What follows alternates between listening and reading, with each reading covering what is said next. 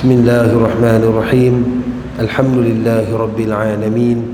Wassalatu wassalamu ala sayyidina wa maulana Muhammadin asyrafil mursalin wa ala alihi wa sahbihi ajma'in. Subhanaka la ilma lana illa ma 'allamtana innaka antal alimul hakim. Qala rabbi shrah li sadri wa yassir li amri wahlul 'uqdatam min lisani yafqahu qawli. Amma ba'du. Alhamdulillah, tuan-tuan, puan-puan, anak-anak yang dirahmati Allah Subhanahu wa taala. Kita buka pertemuan kita pada pagi ini dengan sama-sama kita hadiahkan bacaan suratul Fatihah kepada junjungan besar baginda Rasul sallallahu alaihi wasallam, kepada kaum kerabat baginda, isteri-isteri baginda, para sahabat baginda, para alim ulama, para pejuang Islam, kepada kedua ibu bapa kita sama ada yang masih hidup atau yang telah meninggal dunia. Al-Fatihah.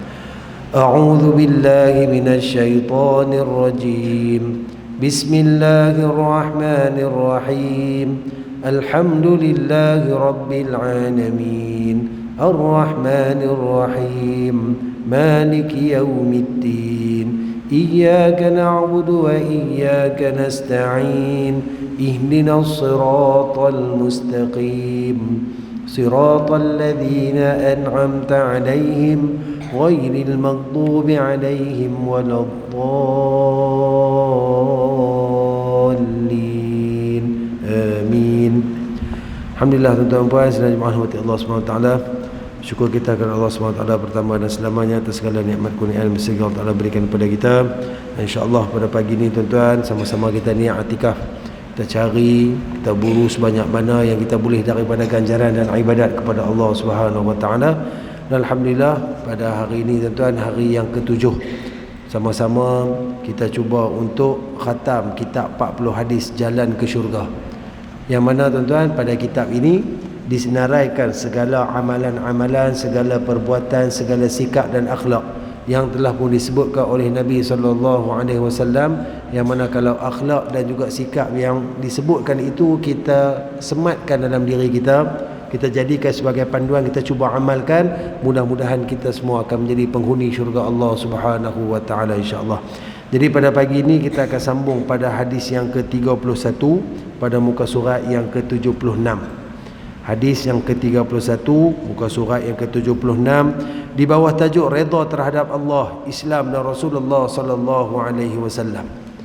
Jadi kalau kita tengok pada tajuk ni, biasanya selalu kita doa, radina billahi rabbah wa bil islami dina wa bi Muhammadin sallallahu alaihi wasallam nabiyyan wa rasulah. Kita redha, kita nyatakan pengakuan kita bahawa kita redha, kita terima Allah itu sebagai Tuhan, Islam itu sebagai agama, dan Nabi sallallahu alaihi wasallam itu kita akui sebagai pesuruh Allah Subhanahu wa taala. Baik, kita tengok pada hadis. An Abi Sa'id radhiyallahu anhu anna Rasulullah sallallahu alaihi wasallam qala man radiya billahi rabba wa bil islami dina wa bi Muhammadin sallallahu alaihi wasallam rasula wajabat lahul jannah. Fa'ajiba laha Abu Sa'id faqala a'idha alayya ya Rasulullah fa'aadaha alayhi thumma qala wa ukhra yarfa'u Allahu biha lil 'abdi 100 darajatin fil jannah ma baina kulli darajataini kama baina as-sama'i wal ardi. Qala wa ma hiya ya Rasulullah? Qala al jihadu fi sabilillah. Rawahul Muslim atau kama qala sadaqa Rasulullah sallallahu alaihi wasallam. Yang bermaksud daripada Sayyidina Abu Sa'id radhiyallahu anhu berkata, sesungguhnya Rasulullah sallallahu alaihi wasallam bersabda, pasti mendapat syurga, pasti mendapat syurga bagi sesiapa yang redha Allah Subhanahu wa taala sebagai Tuhannya, Islam sebagai agamanya, dan Nabi Muhammad sallallahu alaihi wasallam sebagai rasulnya. Abu Sa'id radhiyallahu anhu terkejut mendengar kata-kata Nabi itu, seraya berkata, tolong ulang perkara tadi kepada saya wahai Rasulullah. Maka Rasulullah sallallahu alaihi wasallam pun mengulanginya. Kemudian baginda sallallahu alaihi wasallam bersabda, ada satu amalan lagi, Allah akan mengangkat darjat hamba yang mengamalkannya dengan 100 darjat di dalam syurga kelak. Antara satu darjat ke darjat yang lain seperti antara langit dan bumi. Sayyidina Abu Sa'id radhiyallahu anhu bertanya, apakah amalan itu wahai Rasulullah? Baginda sallallahu alaihi wasallam bersabda, berjihad pada jalan Allah Subhanahu wa taala. Baik tuan-tuan dan puan sekalian, daripada matan hadis ni, apa yang kita dapat lihat tuan-tuan, ada 3 perkara besar yang disebutkan oleh Nabi sallallahu alaihi wasallam. Yang mana 3 perkara ni kalau kita semat, kita pegang betul-betul, kita amalkan sungguh-sungguh dalam keadaan kita terima tuan-tuan, dalam keadaan kita ikhlas, insya-Allah Allah Taala akan memberikan kita gantiannya syurga Allah Subhanahu wa taala kelak. Dengan keadaan kita redha Allah itu Tuhan, kita terima Islam itu sebagai agama, dan kita mengakui Nabi Muhammad itu merupakan pesuruh Allah Subhanahu wa taala. Jadi adik-adik terima tak benda tu? Dan ni Tuhan kita siapa? Allah. Nabi kita siapa? Nabi Muhammad. Agama kita Islam. Pegang 3 benda ni betul-betul. Daripada sekarang sampai kita mati, jangan ubah. Pastikan bila kita mati lah ni, kita sebut dalam keadaan kita masih lagi anak-anak, ada yang dewasa. Sekarang ni kita boleh sebut Allah itu Tuhan, Islam itu agama, Nabi SAW itu Rasul. Maka pastikan jawapan yang sama kita akan sebut pada hari sakaratul maut kita. Pastikan inilah juga yang akan disebut ketika kita disoal oleh Munkar dan Nakir di dalam kubur sana. Yang mana pasti Nabi SAW sebut, setiap hamba akan disoal di dalam kubur. Tak ada seorang pun yang terlepas. Inilah jawapan yang diperlukan. Nak dapatkan jawapan ni bukan sekadar hari ni kita tengok, kita faham, kita hafal siap-siap, nanti aku boleh jawab. Tak. Dia berdasarkan sejauh mana kita meredai Allah itu sebagai Tuhan. Kalau kita ambil simple, cara nak reda Allah Tuhan ni, dia ada 2 cabang. Pertama, buat yang disuruh. Yang kedua, tinggal yang dilarang. 2 cabang ini juga disebut sebagai makna kepada kalimah taqwa. Bila kita mengaku Allah itu Tuhan, kita reda, bermakna kita terima apa yang Allah Ta'ala suruh kita buat.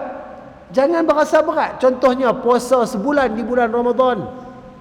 Jangan kita rasa benda tu berat, benda tu susah, benda tu letih. Kalau kita reda Allah itu Tuhan, bermakna kita akan sahut panggilan Tuhan, sahut arahan Tuhan. Boleh faham tak? Dan kalaulah hari ini kita mengakui Nabi SAW itu sebagai Rasul, maka yang perlu kita buat ialah mempertahankan dan mengikuti segala ajaran akhlak yang ditinggalkan oleh baginda Nabi SAW dalam bentuk sunnah baginda. Sebanyak mana yang boleh kita ikut akhlak Rasulullah, diri Rasulullah, ajaran Rasulullah, kita ikut. Kalau tak boleh nak buat semua, jangan tinggal semua. Dan pada Islam hari ini tuan-tuan, buktikan bagaimana kita menjadi salah seorang yang berbangga dengan agama kita. Kita mengikut susul jarur jalan yang telah pun ditetapkan dalam perlembagaan agama kita. Kita pegang betul-betul tuan-tuan, insya-Allah Allah Ta'ala akan memberikan kita syurga. Kita tengok pada keterangan. Redha terhadap Allah, Islam dan Rasulullah SAW bermaksud kita berpuas hati dan berbangga menjadi umat Nabi Muhammad SAW yang beragama Islam dan mentauhidkan Allah Subhanahu wa taala. Kita meyakini Islam adalah agama yang tinggi dan tiada agama yang dapat menandinginya. Dengan kefahaman ini kita berjuang menyebarkan dakwah Islam dengan mengemukakan bukti-bukti bahawa agama yang benar hanyalah agama Islam dan Muhammad SAW itu benar-benar utusan Allah Subhanahu wa taala. Kita tengok pada akhir hadis, Nabi sebut satu lagi amalan, yang mana amalan ni dapat meninggikan darjat kita. Darjat ni Allah Ta'ala angkat kita, Allah Ta'ala muliakan kita 100 darjat, 100 kali. Allah Ta'ala sebut, Nabi SAW sebut, satu darjat tinggi dia langit ke bumi beza dah. Itu baru satu. Bayangkan kalau kita diberikan 100 darjat oleh Allah Subhanahu wa taala, iaitulah berjihad fi sabilillah, berjuang di jalan Allah Subhanahu wa taala. Hari ini anak-anak yang berada di sini, mereka berjuang di jalan Allah Subhanahu wa taala. Mereka korbankan hari cuti, mereka korbankan masa rehat mereka. Mungkin depa tak faham. Mungkin mereka tak faham sepenuhnya apa tujuan mereka ada kat sini, pasal apa kena mai kat sini. Namun semangat yang ditunjukkan oleh ibu bapa hantar anak-anak mai sini supaya anak-anak ni dapat mendalami ilmu tentang solat, tentang ajaran Islam. Ini merupakan satu jihad. Mak pak yang berusaha hantar di sini, mudah-mudahan akan diberikan ganjaran darjat yang tinggi oleh Allah Subhanahu Wa Taala. Anak-anak yang berada di sini, mudah-mudahan mereka akan terikat hati mereka dengan Islam, dengan Allah, dengan Nabi sallallahu alaihi wasallam.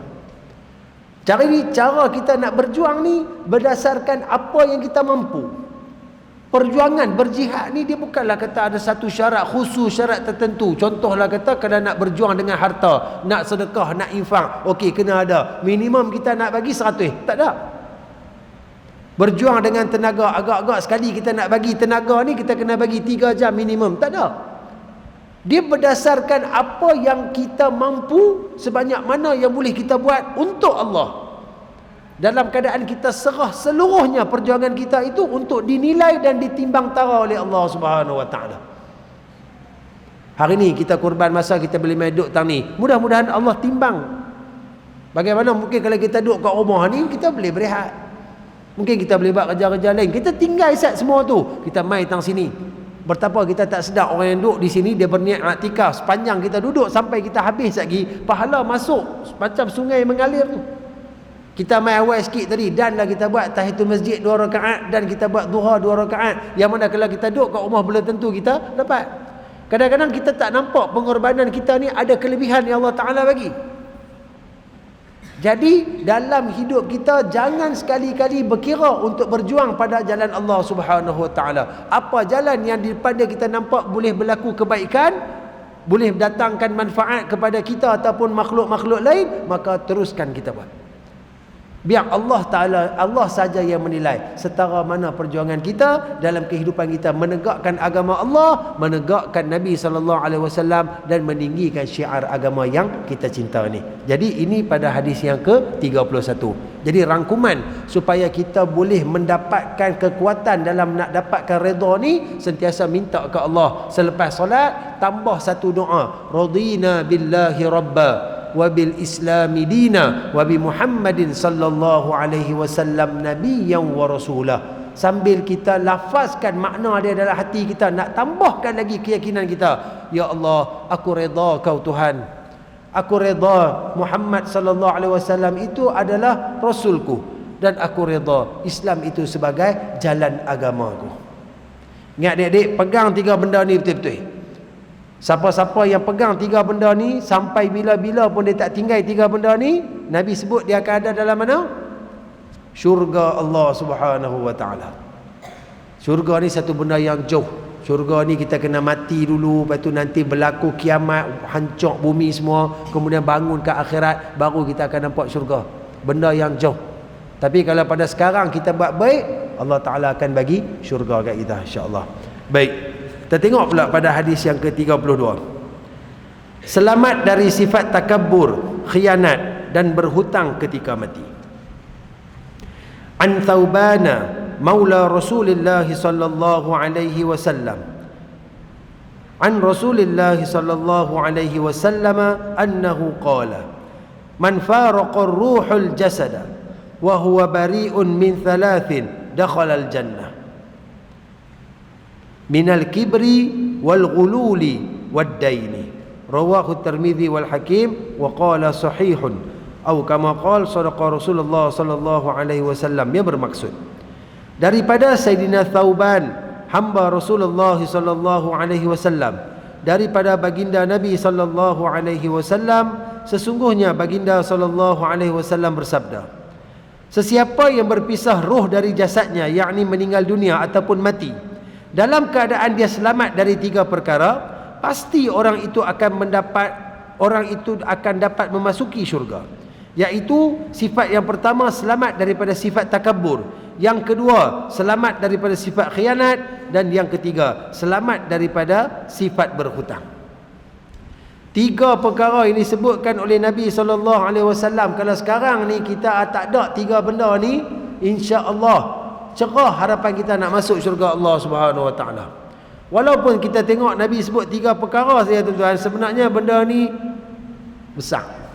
Benda ni sangat luas. Kalau kita tengok pada keterangan, orang yang terselamat dari 3 perkara di atas ketika mati adalah orang yang mati dalam keadaan husnul khatimah.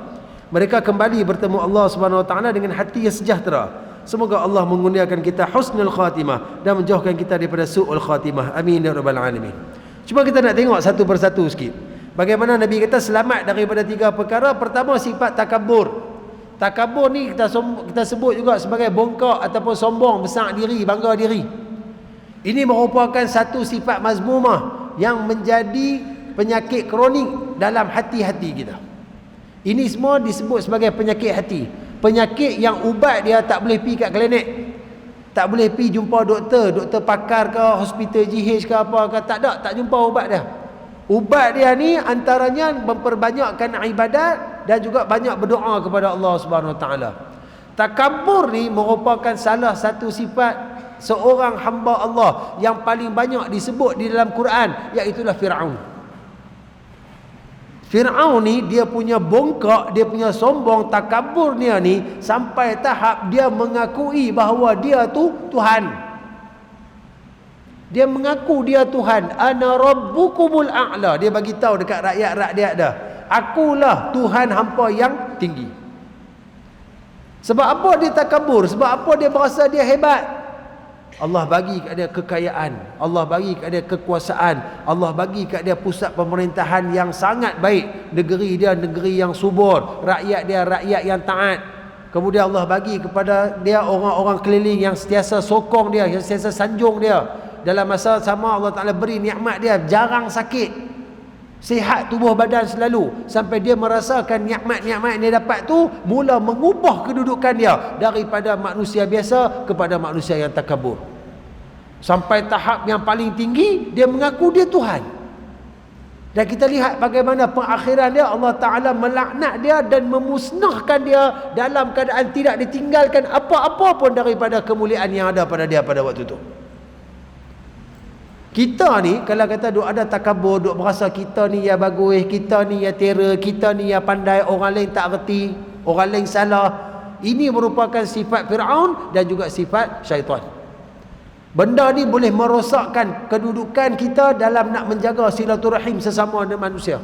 Sebab dalam diri kita sentiasa merasakan orang lain lemah pada kita, orang lain tak duk setara dengan kita. Macam mana kita nak bersilaturahim kalau dalam diri kita sentiasa ada takabur? Kalau cakap ni mesti cakap besar diri, cakap bangga diri. Kita ni sebenarnya sama ya, tak ada beza di antara kita.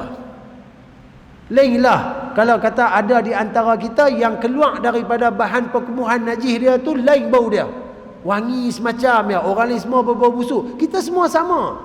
Kehinaan kita ni Allah Ta'ala tunjuk pada diri kita sendiri. Bagaimana hari ni kita makan benda yang wangi-wangi, benda yang sedap-sedap. Hari ni kita nak berpakaian, habis kata bangkit pada tidur kan, bangkit tidur tu kita tahu betapa hinanya kita dengan bau mulut kita, dengan bau badan kita, bau kepala kita. Tak ada benda yang elok pun. Kita mandi, kita buh sabun, sekali habis kita bersiap, kita spray minyak wangi lah, apalah nak bagi wangi. Tunggu sat 2-3 jam lepas peluh, lepas petang, bau balik apa yang ada pada kita. Keluar yang busuk juga, nadi jajih yang keluar semua berbau busuk juga. Tak ada beza antara kita. Kenapa kita nak takabur? Kenapa kita nak sombong? Sedangkan sombong ini merupakan sifat Allah Subhanahu Wa Taala. Allah layak untuk sombong sebab Allah pencipta. Akan tetapi walaupun layak, Allah sekali tak pernah sombong kepada kita. Bukti dia berapa banyak dosa dan maksiat kita buat ke Allah, apa yang Allah sekat pada kita. Marah-marah Allah, tak suka Allah kat kita pun, geram Allah kat kita sebab kita nak buat benda dia larang. Allah masih berikan nikmat-nikmat dia kepada kita. Maka tolong buang sifat takabur ni. Ini sifat yang betul-betul tak guna. Nabi sebut dalam hadis yang lain, takkan masuk syurga orang yang ada dalam diri dia sebesar zarah daripada kibir. Kibir ni geng-geng dia lah, takabur, sombong, bongkok. Takkan masuk syurga. Sebab syurga bukan tempat orang yang menyombongkan diri dia. Kemudian Nabi sebut sifat yang kedua, khianat. Oh, khianat ni dia lawan kepada amanah. Kalau nak cerita bab khianat, bab amanah ni saja, saya ingat kita kalau kata 2-3 jam pun tak habis. Sebab hari ni, terutamanya kita ayah-ayah, ibu-ibu, saya, kita semua yang besar ni, bila kita dah diiktiraf sebagai mukallaf, Kita, akal kita waras, kita pun dah balik, tambahan pula sekarang ni kita berpegang dengan agama Allah Subhanahu Wa Taala, maka banyak amanah-amanah daripada Allah, daripada Rasulullah, daripada agama, daripada kehidupan kita yang sedang kita galah hari ni. Amanah sebagai hamba, amanah kepada diri kita, amanah kita dengan Tuhan macam mana, agama, amanah kita dengan Nabi macam mana, agama kita, amanah kita dengan isteri kita macam mana, amanah kita dengan anak-anak kita macam mana. Banyak. Pastikan sedaya upaya kita cuba laksanakan amanah tersebut. Jangan khianat. Allah sebut, ya ayyuhalladzina amanu la takhunullaha war rasul wa takhunu amanatikum wa antum ta'lamun. Wahai orang-orang yang beriman, janganlah kamu mengkhianati Allah, jangan kamu mengkhianati Rasul, wa takhunu amanatikum, dan mengkhianati amanah-amanah yang telah dipikulkan ke atas kamu.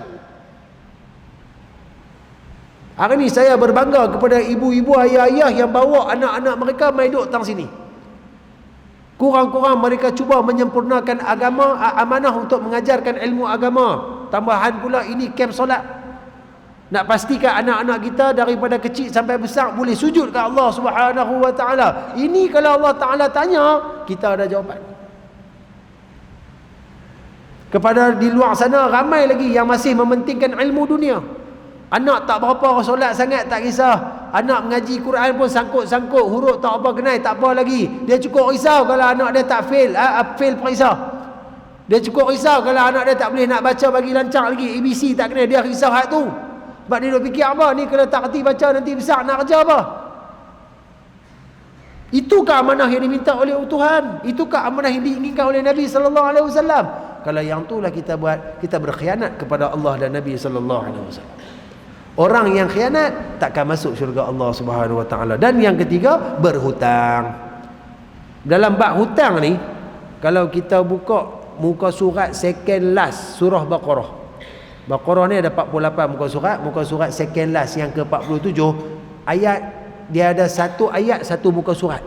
Ayat yang paling panjang di dalam Al-Quran, daripada mula baris pertama sampai hujung baris 15 ayat tu. Ayat tu cerita pasal hutang. Ayat paling panjang dalam Al-Quran menceritakan tentang hutang. Allah Ta'ala cerita bagaimana cara nak hutang, bagaimana keadaan, apa perlu kita buat, hak tu, hak ni, lengkap supaya bila kita berhutang ni, kita dapat lunaskan kembali hutang-hutang kita. Hutang merupakan satu perkara yang kalau di dunia kita buat lebih kurang, di akhirat pasti akan dituntut. Sehingga kan Nabi SAW sebut, orang yang berjihad di jalan Allah, yang mati syahid, sepatutnya masuk syurga. Orang mati syahid berjuang di jalan Allah ni mati yang paling tinggi, patutnya masuk syurga dah. Tapi ada hutang, sangkut, tak boleh masuk lagi. Sangkut. Kena clearkan hutang dia dulu, baru boleh masuk syurga Allah Subhanahu Wa Taala. Kalau kita berhutang dengan orang, kita tak bayar, kita lari, kita dikira menzalimi sesama manusia. Yang mana bila sampai di akhirat nanti, sewaktu diadili, orang yang kita hutang dulu akan main tuntut balik di hadapan Allah. Wahai Allah, ini hamba yang sedang dihisab dulu, dia ada hutang saya. Cek balik, tengok catatan malaikat, betul ada hutang sekian-sekian jumlah. Macam mana nak settle? Ke akhirat mana ada duit? Maka Nabi sebut akan diambil pahala sebanyak jumlah yang ditetapkan daripada orang yang berhutang tadi, diberi kepada orang yang dia hutang. Ambil habis pahala-pahala sampai pahala dia clear, tak ada. Ada lagi orang yang berhutang dengan dia. Maka bila my turn ni, pahala tak ada dah. Ambil pula dosa ni, bagi ke orang yang berhutang tadi. Allahu Akbar. Maka ternyata tiga sifat ni adalah tiga sifat ahli neraka Allah Subhanahu Wa Taala. Maka kalau boleh elak, elakkan. Cari jalan, terutamanya dalam bab hutang. Kawai nafsu, jangan duk kira semua benda kita nak membeli. Masalah membeli ni pun masalah juga. Pastikan benda yang kita hutang ni benda yang benar-benar menjadi keperluan sahaja. Contohnya nak beli rumah, nak beli kereta. Rumah lah ni duk tang pula ni tuan-tuan, mana dah nak jumpa kepala dua, kepala tiga pun sipi-sipi je kan. Mau main kepala 4 ke atas, pi belah Batu Feringgi, bermula dari 1.6, bermula dari amboi. Tengok pun sakit hati ke lana. Kan kita mana ada duit banyak tu. Nak beli kereta pun mau 40-50 ribu kalau hak biasa-biasa. Nak beli H ke, nak beli N ke, mau 70-80 ribu. Maka kita tak ada cash. Okey, benda-benda macam tu okeylah kita hutang. Yang ni nak raya satgi hutang sopa, satgi hutang langsiang, satgi Allah, semua benda nak hutang. Yang akhirnya kita terjerat, kita tak mampu nak bayar, kita mati bawa hutang, maka hutang kita akan disettle di mahkamah Allah Subhanahu wa taala. Sebab tu Nabi sebut kat sini, orang yang bebas daripada 3 sifat ni, dia akan masuk syurga Allah. Benar sabdaan Nabi sallallahu alaihi wasallam. Jadi jaga diri kita, kawal nafsu kita. Baik, kita tengok hadis berikutnya, hadis yang ke-33. Mencontohi sifat Sayyidina Abu Bakar radhiyallahu an. Kenal tak Sayyidina Abu Bakar? Siapa dia? Sayyidina Abu Bakar siapa? Sahabat Nabi. Lagi? Bapa mertua Nabi SAW. Anak dia nama apa yang berkahwin dengan Nabi? Sayyidatina Aisyah. Bapa mertua Nabi SAW. Dia juga adalah best friend Nabi. Sahabat, bukan kata sahabat biasa, BFF. Kata BFF. Inilah contoh BFF. Daripada hidup sampailah ke meninggal, sampailah ke dalam syurga, sentiasa bersama-sama dengan Nabi SAW. Okey? Baik. Kita tengok pada matan hadis. An Abi Hurairah radhiyallahu anhu qala Rasulullah sallallahu alaihi wasallam, man asbaha minkumul yawma sha'iba, qala Abu Bakrin ana, qala faman tabi'a minkumul yawma janazata, qala Abu Bakrin ana, qala faman at'ama minkumul yawma miskina, qala Abu Bakrin ana, qala faman 'ada minkum maridan, qala Abu Bakrin ana. Faqala Rasulullah sallallahu alaihi wasallam, majtama'na fi imri'in illa dakhalal jannah, rawahul Muslim. Atau kama qala sadaqa Rasulullah sallallahu alaihi wasallam, yang bermaksud daripada Sayyidina Abu Hurairah radhiyallahu anhu berkata, Rasulullah sallallahu alaihi wasallam bertanya, siapa di pagi hari ini yang berpuasa sunat? Sayyidina Abu Bakar radhiyallahu anhu berkata, saya wahai Rasulullah. Rasulullah sallallahu alaihi wasallam bertanya, siapa yang menghantar jenazah hari ini? Sayyidina Abu Bakar radhiyallahu anhu berkata, saya. Nabi sallallahu alaihi wasallam bertanya lagi, siapa yang menjamu makan orang miskin pada hari ini? Sayyidina Abu Bakar radhiyallahu anhu berkata, saya. Nabi sallallahu alaihi wasallam bertanya soalan terakhir, siapa yang menziarahi orang sakit hari ini? Sayyidina Abu Bakar radhiyallahu anhu berkata, saya. Kemudian Rasulullah sallallahu alaihi wasallam bersabda, tidak berhimpun 4 kebaikan ini kepada seseorang melainkan dia layak memasuki syurga. Dalam hadis yang ke-33 ni, Nabi sebut pula 4 perkara lain, yang mana 4 perkara ni Nabi tanyakan di hadapan setiap para sahabat. Nabi duduk hadapan sahabat, ramailah duduk ada. Maka Nabi tanya, soalan pertama Nabi tanya, hari ni siapa yang iring jenazah? Nabi tanya, siapa yang puasa sunat hari ni? Siapa yang puasa sunat? Maka Sayyidina Abu Bakar terus menjawab, saya wahai Rasulullah. Okey, tak apa. Kemudian Nabi tanya pula, hari ni siapa yang iringi jenazah? Maksud dia menguruskan jenazah, hantar jenazah ke kuburan. Maka Sayyidina Abu Bakar kata, saya wahai Rasulullah. Nabi tanya lagi, hari ni siapa-siapa dah belanja orang susah makan tak? Beli-beli makanan, jamu-jamu orang sedekah apa semua ni? Sayyidina Abu Bakar juga jawab, saya. Nabi tanya soalan yang penghabisan, siapa yang menziarahi orang sakit? Ada tak pergi tengok saudara-saudara, jiran-jiran, adik-beradik sakit ke apa ke? Saya wahai Rasulullah. 4 sifat terpuji tuan-tuan, 4 sifat yang menghubungkan kemanusiaan, 4 sifat yang lahir daripada hati yang mulia. Sebab semua ni tuan-tuan, dia melibatkan hubungan sesama makhluk. 4 sifat yang boleh merapatkan, menguatkan tali silaturahim ada pada diri Sayyidina Abu Bakar As-Siddiq radhiyallahu anhu.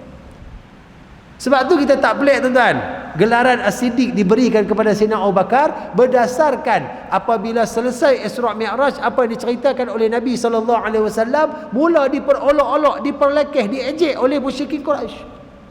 Dan bila mereka nampak Sayyidina Abu Bakar, mereka bertanya, mereka cerita dengan tujuan nak merendahkan Nabi SAW. Dia habaq ni, semalam dia buat dia berjalan daripada Mekah pergi Palestin. Satu malam ya, kita ni teranik unta merah, teranik kuda hak deras pun mau-mau sebulan. Dia habis satu malam ya.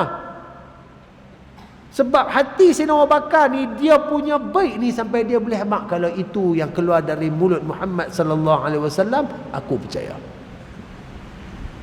Sebaik-baik manusia yang Allah Ta'ala angkat, sepatutnya kita jadikan Sayyidina Abu Bakar ini sebagai hamba Allah yang kita kena tiru. Kena ada perasaan cemburu kat kita kepada Sayyidina Abu Bakar, disebabkan kemuliaan diri dia Allah angkat, tuan-tuan. Dia antara lelaki pertama yang memeluk Islam. Orang lelaki pertama memeluk Islam, Sayyidina Abu Bakar. Dia juga diangkat oleh Allah sebagai peneman kepada Nabi SAW sewaktu Nabi nak berhijrah. Bahkan dia bukan setakat teman Nabi hijrah, dia teman Nabi daripada hari dia meninggal, tuan-tuan. Dia akan terus bersama dengan Nabi di akhirat, dan terus akan duduk dengan Nabi dalam firdaus Allah Subhanahu wa taala. Satu-satunya manusia yang paling qarib dengan Nabi sallallahu alaihi wasallam. Sebab tu saya sebut tadi BFF. Kok kalau tuan-tuan tak faham, BFF ni dia singkatan daripada best friend forever.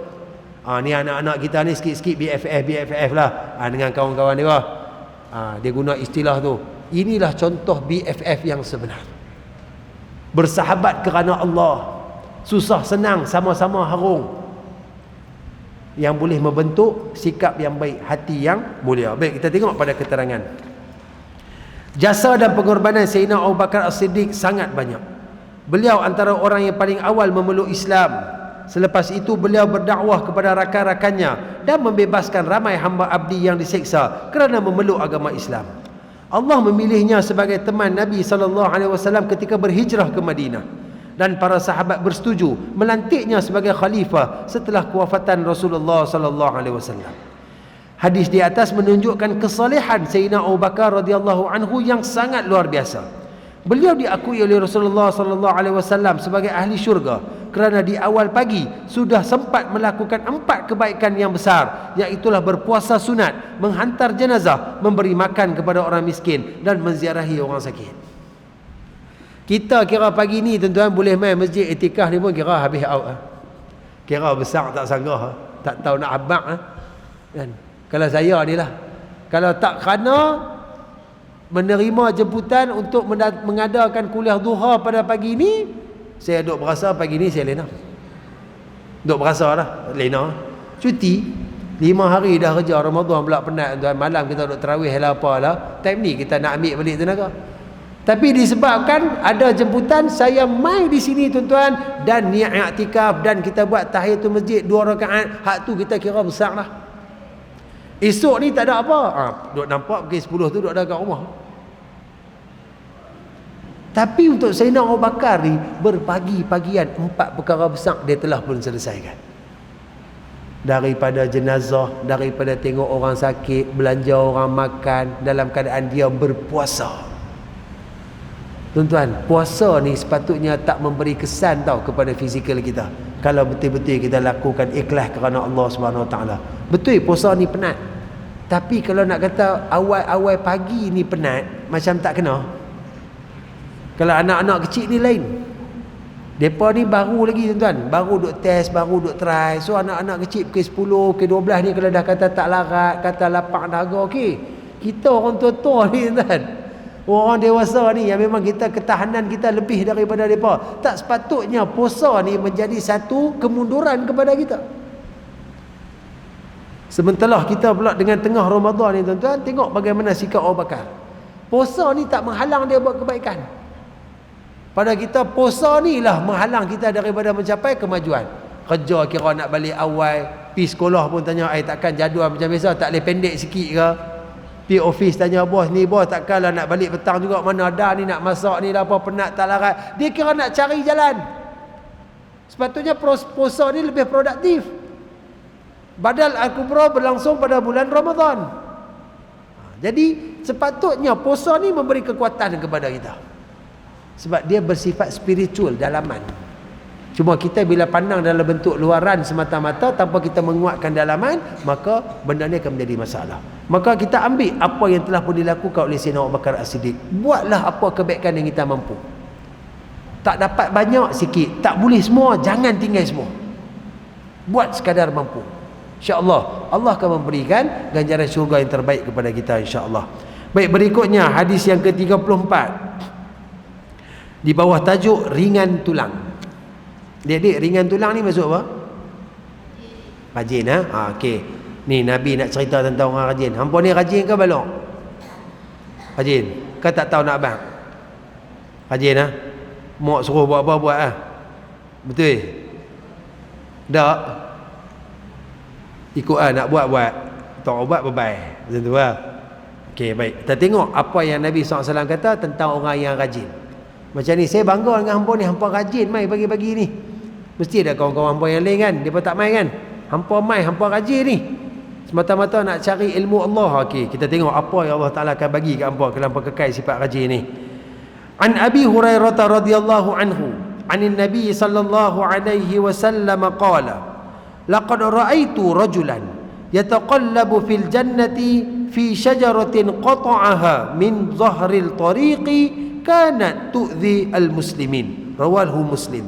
Atau kama qala sadaqa Rasulullah sallallahu alaihi wasallam, yang bermaksud daripada Sayyidina Abu Hurairah radhiyallahu anhu, daripada Nabi sallallahu alaihi wasallam bersabda, sesungguhnya aku melihat seorang lelaki yang bersenang-senang di dalam syurga kerana Allah membalas perbuatan baiknya di dunia, iaitu dia memotong sebatang pohon kayu yang melintang di atas jalan yang mengganggu jalan orang-orang Islam.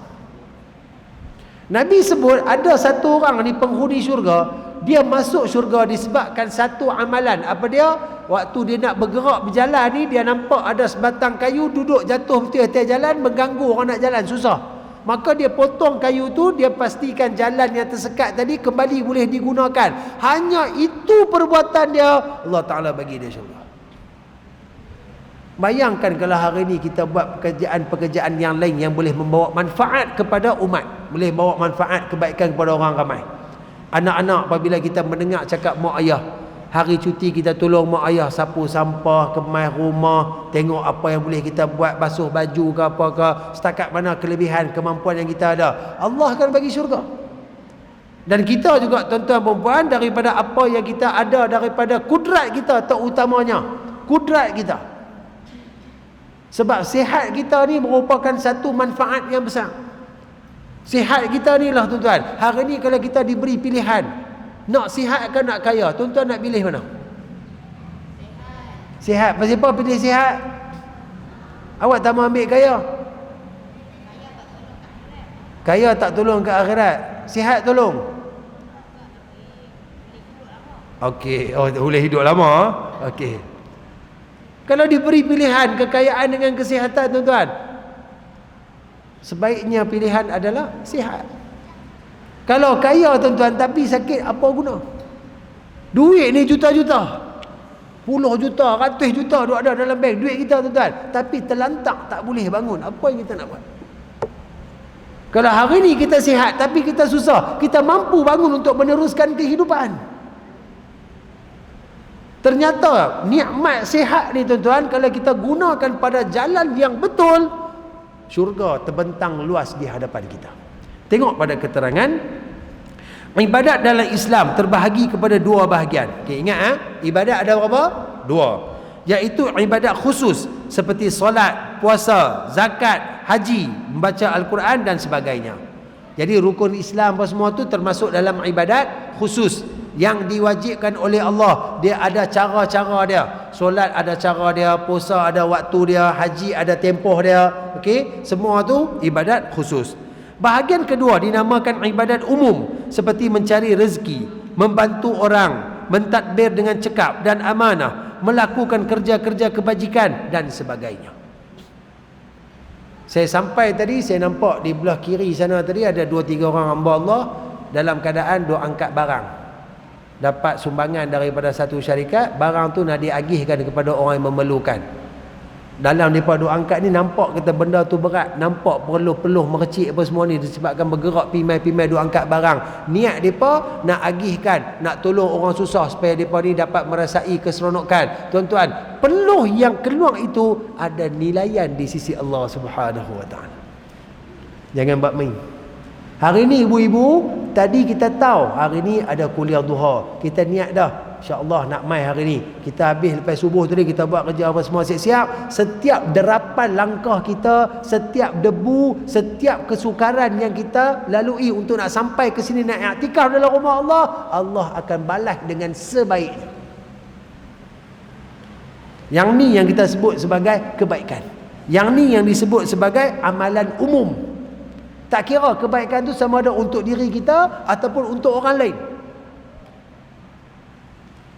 Maka teruskan berbakti, teruskan mencari jalan bagaimana nak buat kebaikan. Saya pernah sembang dengan satu orang bendahari masjid di belah seberang sana, tentang, dia kata biasalah masjid ni ramai orang akan mai untuk nak minta sumbangan. Kita pun sama, mungkin benda ni berlaku di luar. Kita tengah makan ke apa ke, orang mai minta sedekah kat kita. Dia kata, Ustaz, ada satu orang nasihat saya, dia kata, biar salah bagi, jangan salah tak bagi. Tuan-tuan faham tak? Biar salah bagi, kotlah yang kita bagi tu orang sindiket. Mereka ni ada klik-klik duk mai buat minta sedekah ke apa ke, kita salah bagi dah. Tapi niat sedekah kita tu tetap akan dikira pakai dan ditulis oleh Allah Subhanahu Wa Taala, sebab dia berdasarkan ikhlas kita. Depa yang tipu, depa yang sindiket, depa akan jawab di hadapan Allah. Jangan salah tak bagi. Sepatutnya orang tu memang susah, tapi kita duk berasa macam tak mau bagilah, sedangkan kita mampu untuk tolong dia. Tuan-tuan, saya pegang benda tu, tuan-tuan. Biar salah bagi, jangan salah tak bagi.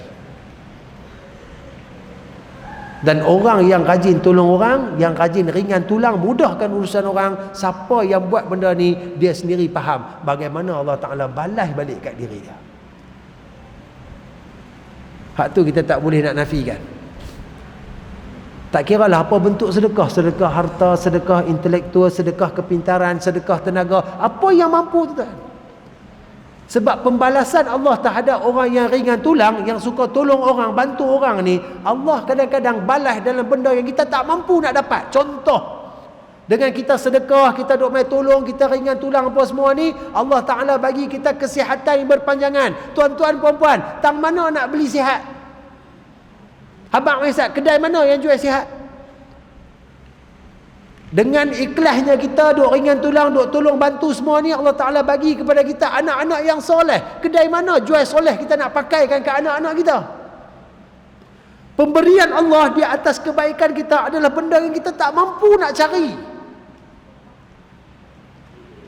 Sebab tu layak orang yang ringan tulang, orang yang suka tolong ke arah kebaikan ni, Allah Ta'ala bentangkan syurga di hadapan dia. Sangat layak, sebab bukan semua orang boleh bersikap macam tu. Setakat nak cakap, siapa boleh cakap? Tengok praktikal lah. Saya cakap, tuan-tuan dengar macam ni bumbang-bumbang, tengok praktikal saya, berapa banyak saya tolong, berapa ramai orang minta sedekah saya tak bagi, berapa banyak benda daripada kekuatan saya ada saya buat tak tahu. Maka bila kita tengok daripada sini, tuan-tuan, ternyata amalan yang baik boleh bawa manfaat kepada orang, boleh menjadi satu ganjaran yang cukup besar di sisi Allah Subhanahu Wa Taala. Mungkin untuk kita kecil. Nabi sebut, tuan-tuan, telah pun dibentang pahala umat-umatku di hadapanku. Allah Ta'ala bentang pahala-pahala umat. Nabi kata antara pahala yang pada kita ni kecil, tapi di sisi Allah tu besar. Apabila satu orang membuang habuk yang berada dalam rumah Allah. Ni kita jalan-jalan nampak benang ke, nampak kuku orang terkeluar ke, nampak batu ke apa, kita ambil bona poket pergi buang kat luar. Itu saja Nabi cerita punya besar pahala dah.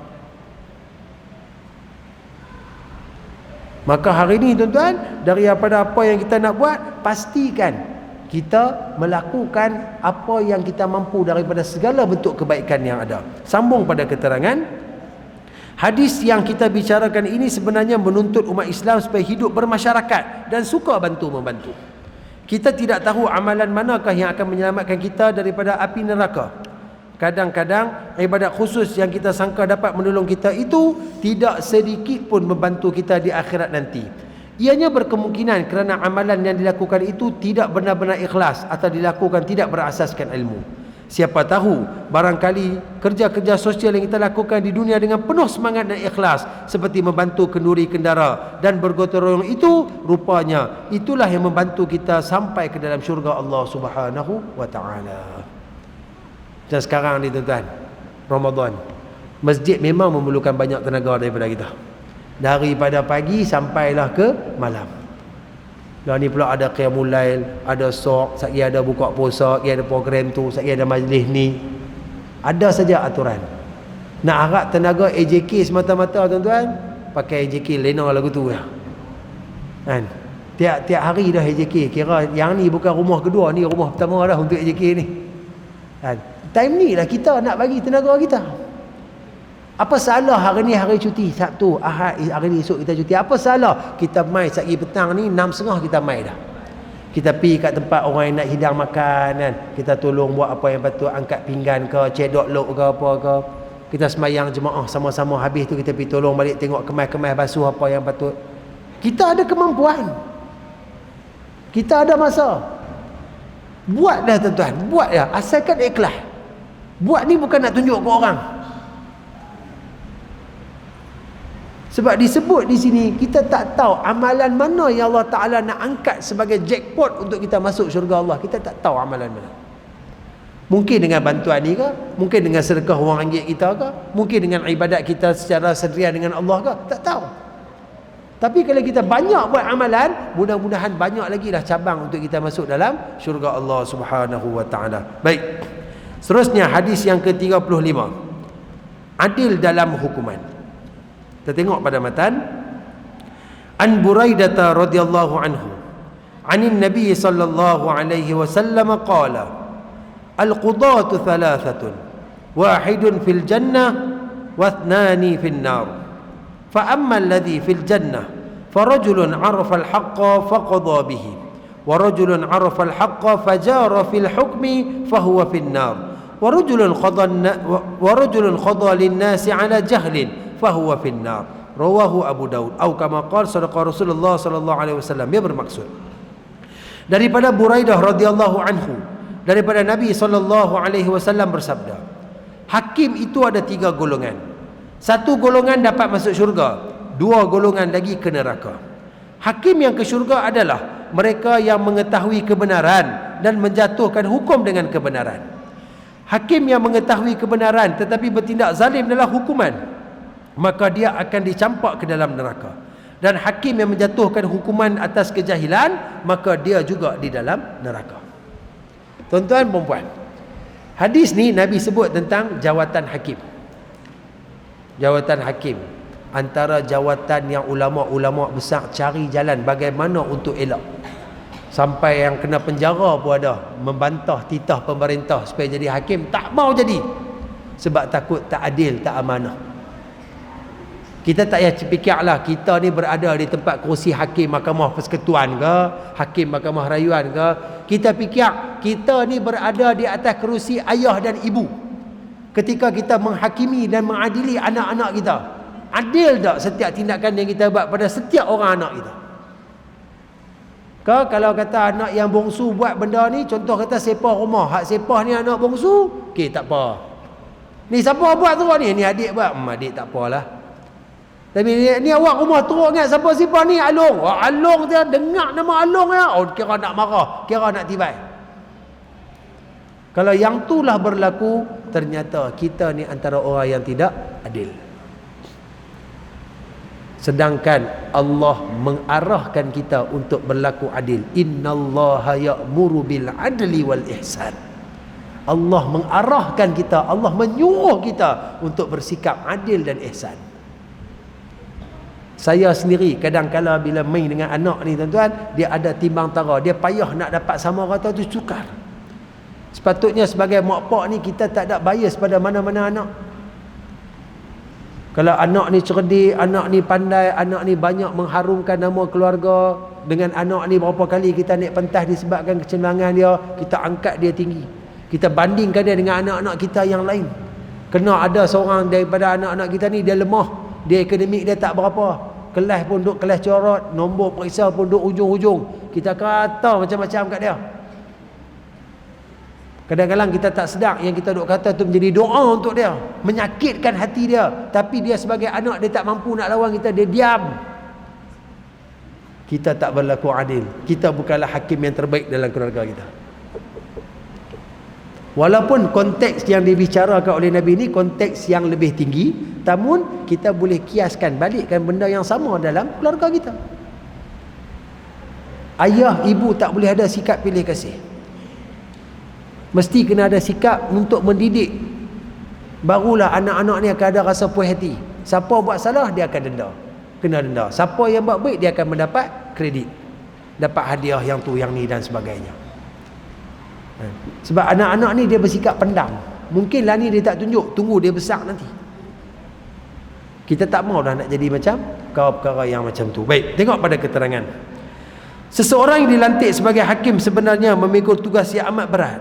Mereka diamanahkan untuk menjatuhkan hukuman dengan keadilan. Tak boleh pilih kasih atau memihak kepada seseorang semata-mata kerana melihat rupa parasnya, warna kulitnya atau agamanya. Bilangan hakim yang adil sangatlah sedikit berbanding hakim yang zalim. Sebab itu hanya 1/3 hakim sahaja yang selamat di akhirat nanti. 2/3 lagi dihumban ke dalam api neraka. Kerana mereka tidak adil, seperti menerima rasuah, mengikut telunjuk pemerintah, tidak meneliti kes dengan baik, tidak berhukum mengikut syariat Allah Subhanahu Wa Taala dan sebagainya. Sebab itulah jika kita membaca riwayat hidup para ulama zaman dahulu, kebanyakan mereka tidak mahu dilantik menjadi hakim. Mereka lebih rela diseksa dan dipenjarakan akibat enggan menerima jawatan itu. Mereka sebenarnya bimbang jika menjadi hakim tidak dapat berlaku adil. Mereka juga bimbang keputusan mereka nanti banyak dipengaruhi kuasa pemerintah. Kepada golongan yang menjawat jawatan hakim, kita nasihatkan supaya berhati-hati dalam memutuskan hukuman. Ingatlah, doa orang yang dizalimi tidak ada hijab di antaranya dengan Allah Subhanahu Wa Taala. Islam menggariskan satu kaedah yang berbunyi, tersilap memaafkan lebih baik daripada tersalah menghukum. Tu saya kata tadi, walaupun skop hadis ni dia menunjuk kepada jawatan hakim, orang yang menjalankan keadilan. Tapi dalam rumah kita, siapakah hakim? Ayah, ibulah hakim di antara anak-anak. Saya suka ambil konteks tu, sebab yang itulah konteks kita sekarang ni. Berapa ramai sangat yang kita ni jadi tok hakim ni, kan? Tak ada apa kot dalam ni, tak ada kot tok hakim tak ada. So kalau kita nak cerita tentang mahkamah pun tak perlu.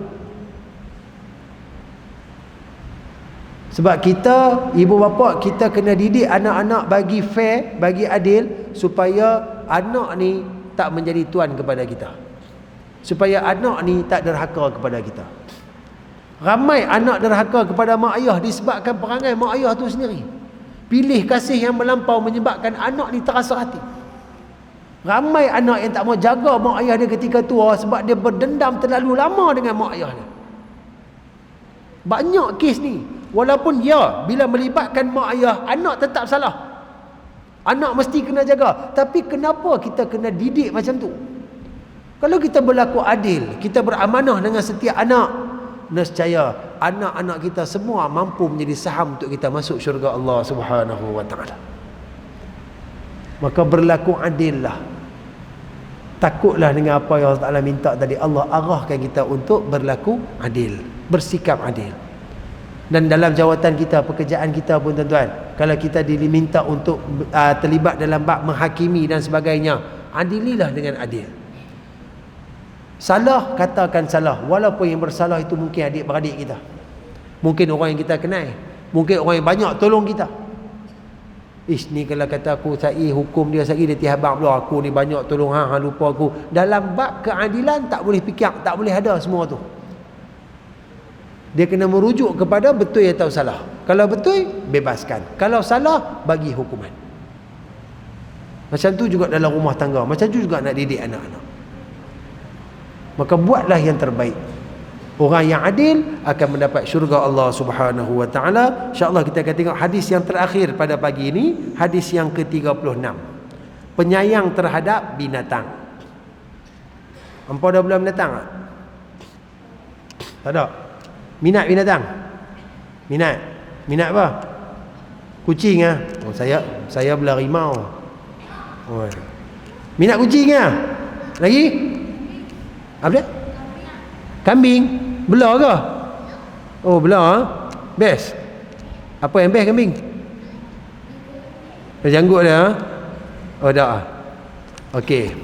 Orang yang baik dengan binatang juga, orang yang menjaga binatang, yang memelihara binatang dengan baik, antara orang yang akan mendapat syurga Allah Subhanahu wa taala. Kita tengok pada hadis.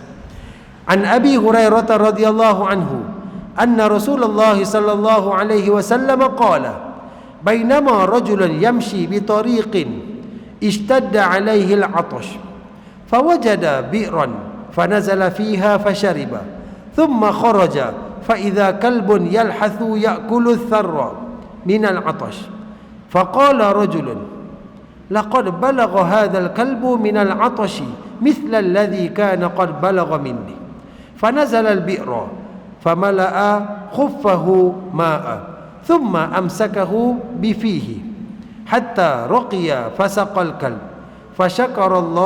فشكر الله له فغفر له فأدخله الجنة.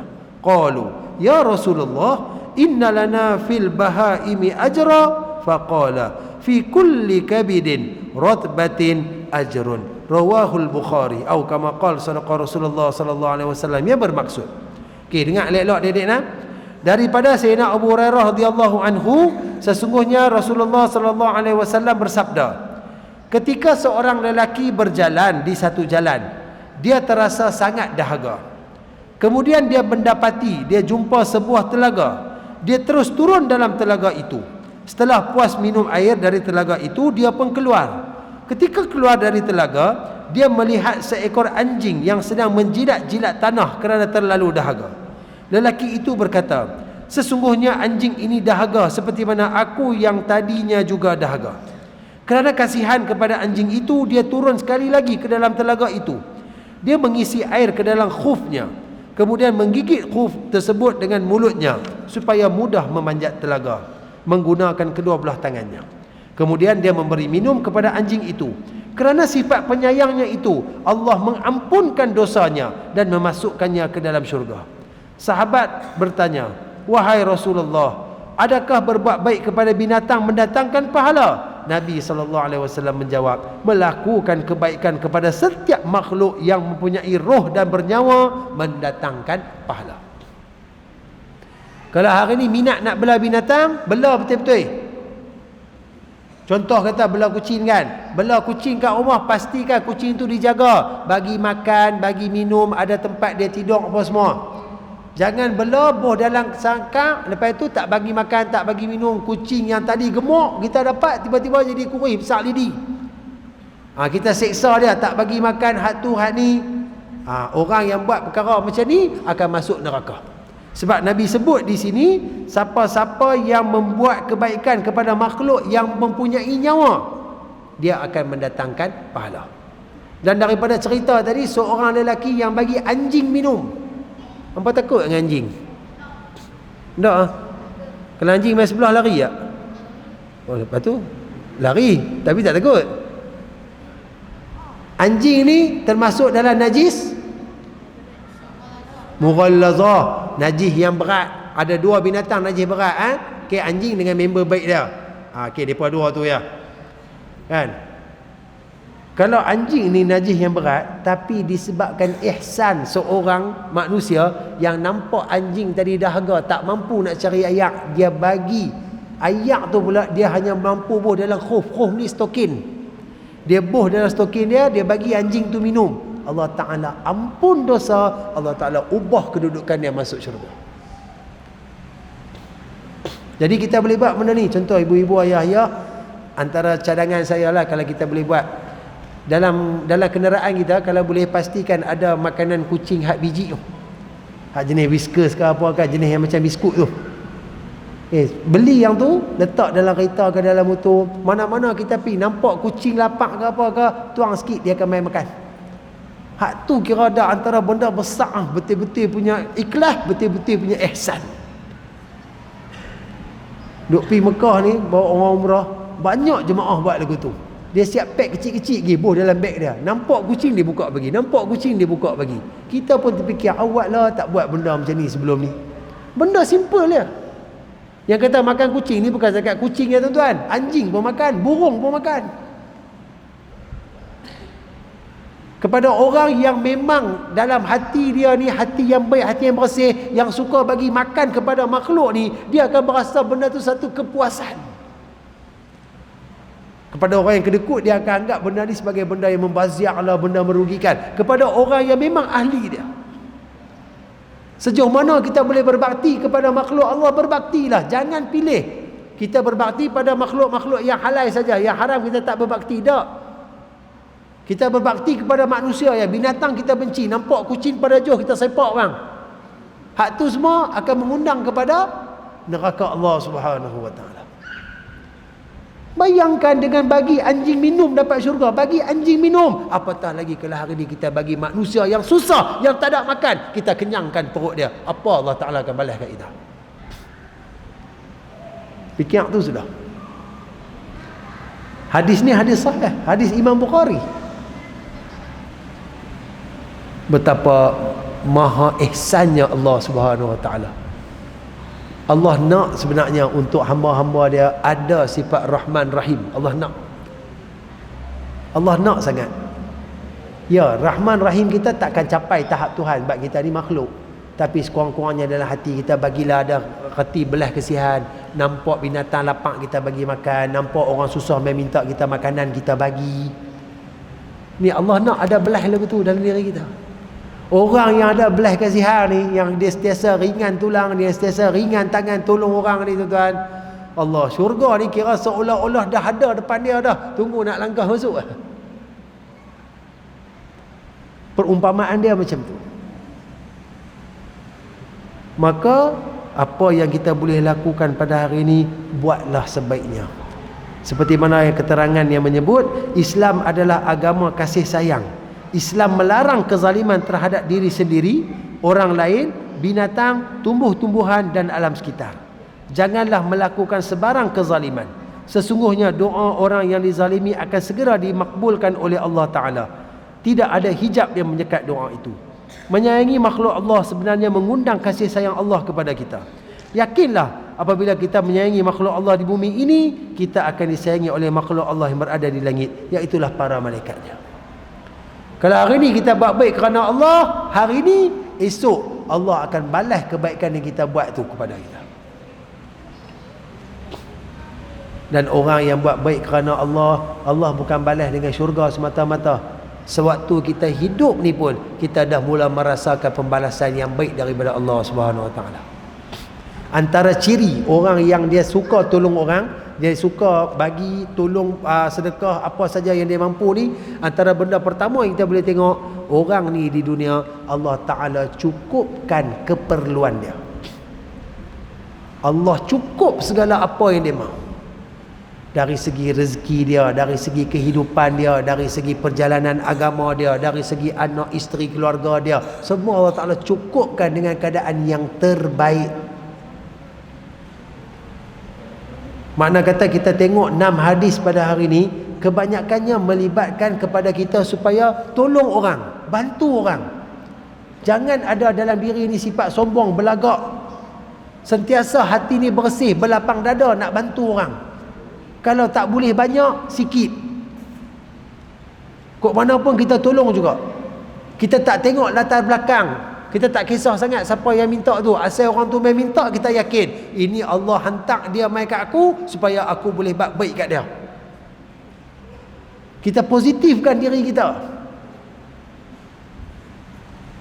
Orang yang macam ni, subhanallah, susah nak cari.